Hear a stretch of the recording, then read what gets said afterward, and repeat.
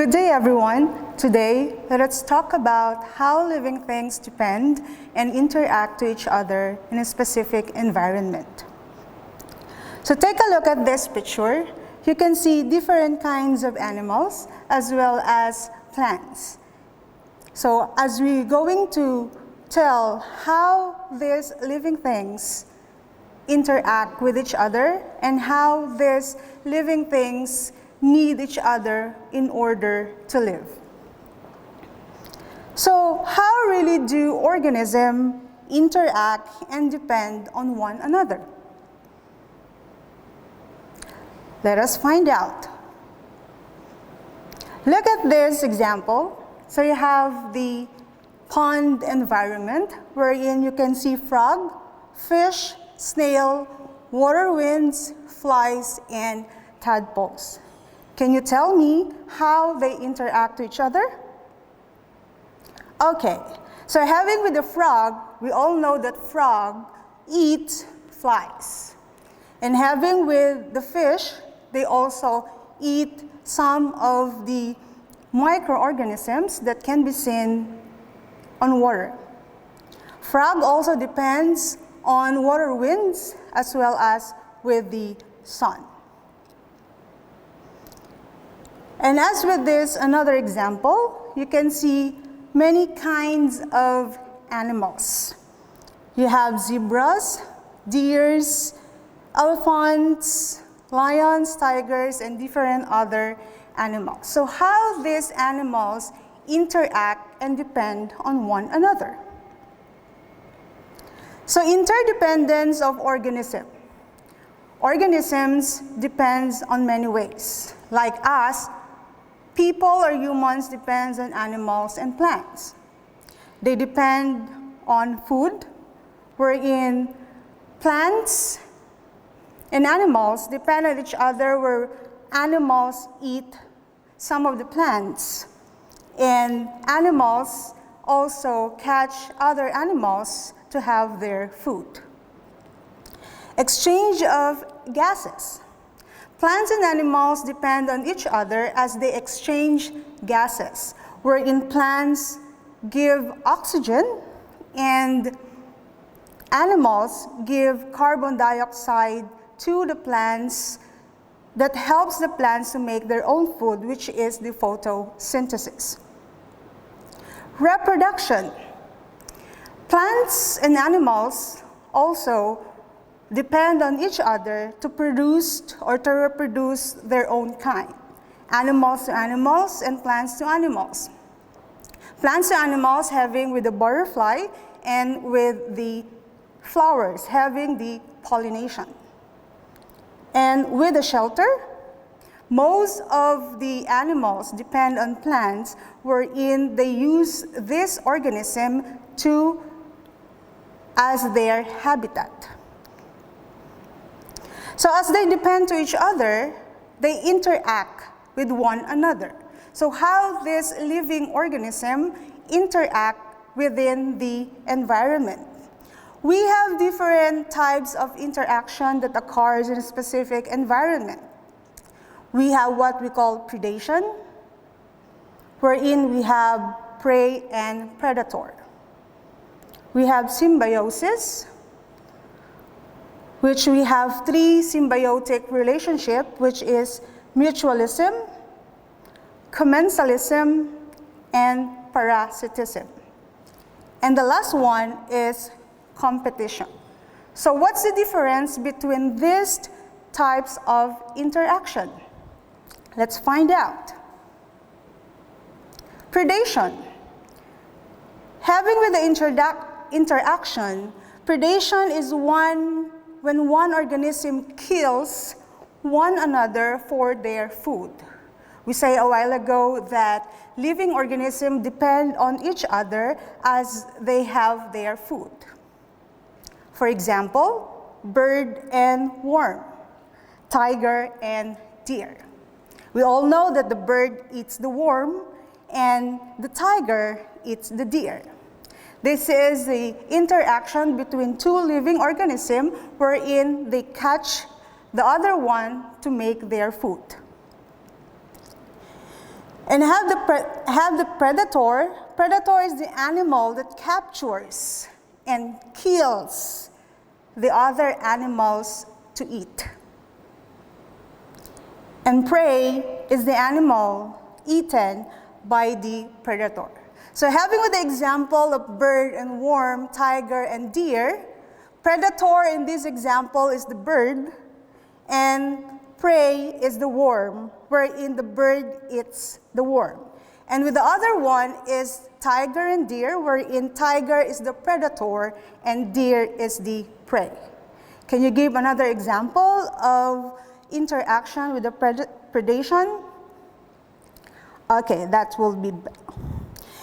Another example is bear and fish, wherein the predator is the bear, and the prey is the fish.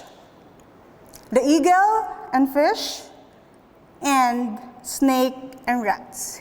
If we're going to look about this interaction, the bigger the animal, okay, that will be the predator, and the smaller one is the prey.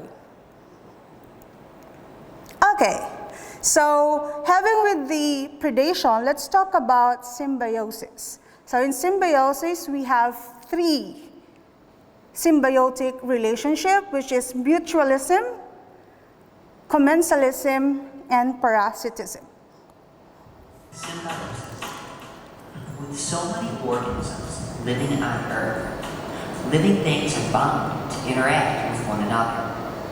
Symbiosis is a close relationship between 2 species.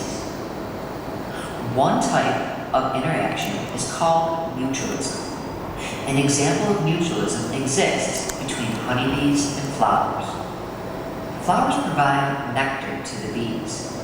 The bees use the sugar-rich liquid to make honey. But as the bee flies from flower to flower, tiny grains of pollen get stuck to the bee. The bee moves the pollen without even knowing it, and pollen is necessary for flowers to reproduce. In this relationship, both species benefit. The bees get nectar and the flowers get pollinated. Another relationship is called commensalism. This interaction takes place when the sharks and remorae live together. Remorae use sucking discs on their heads to attach themselves to sharks. The sharks are powerful swimmers and do not even notice that the remorae are there. However, the remorae benefit from this relationship. The fish get a free ride, and they also get protection. Also, the remorae feed on scraps that are left over by the shark. In commensalism, one species benefits, and the other is neither helped nor harmed. The last symbiotic relationship is called parasitism. An example of this relationship exists between humans and mosquitoes. The insects land on and take blood from humans. The mosquito benefits as it uses the blood for energy.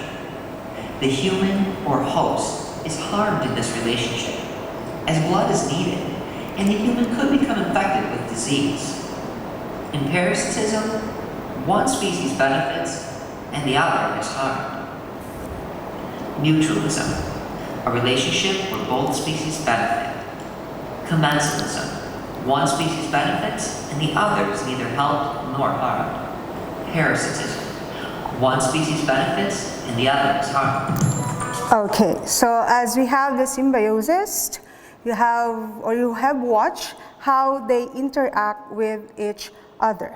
Can you give another example of each relationship?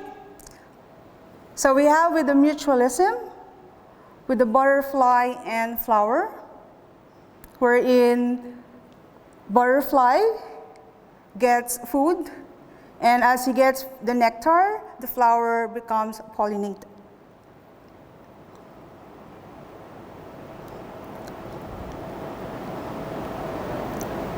The sea anemone and clownfish. And with the commensalism, you have the cattle egret and cows or carabao. The remora fish that you have watched with the video, And with the parasitism that you have with the mosquito, with the human, and leeches that sucks blood to us. Okay, so having with the parasite, this is just other information. With the parasites, we have what we call ectoparasites and endoparasites. And the last interaction in the environment is what we call competition, wherein from the word itself, they compete, okay, for shelter, food, and other things that can be used in the environment.